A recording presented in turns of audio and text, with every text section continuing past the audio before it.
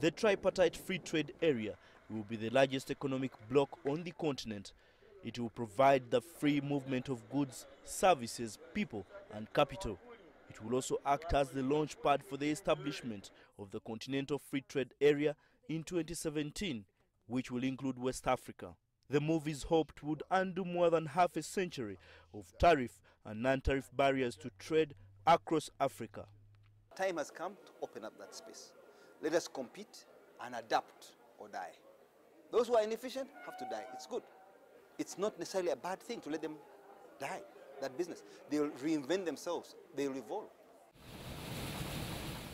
The expanded integrated market of 26 countries will have a combined population of more than 600 million people.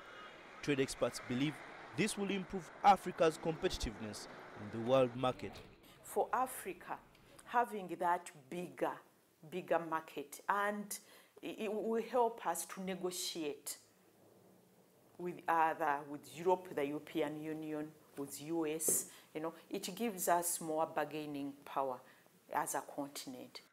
However, there is concern that the idea of an expanded African market needs to be met with solid infrastructure across the bloc, something which is yet to be realized.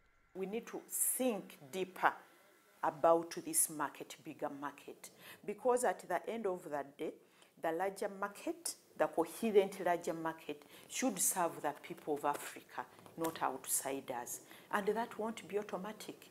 It has to have laws, policies in place to make it happen.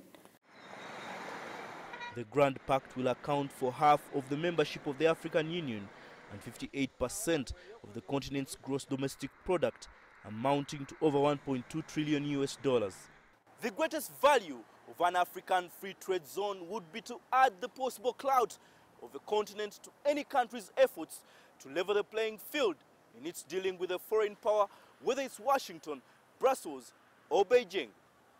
However, experts suggest that for Africa to fully benefit, some countries need to put their houses in order, especially on issues of governance.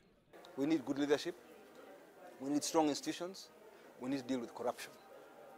Corruption is a cancer that's in our midst, and if it's treated early, we'll contain it. If we wait until it's late, it becomes malignant. Discussions are ongoing to speed up negotiations on trade-related areas, including trade in services, intellectual property, and a competition policy to ensure equity among all citizens of the wider region. Michael Baleke, CCTV, Kampala.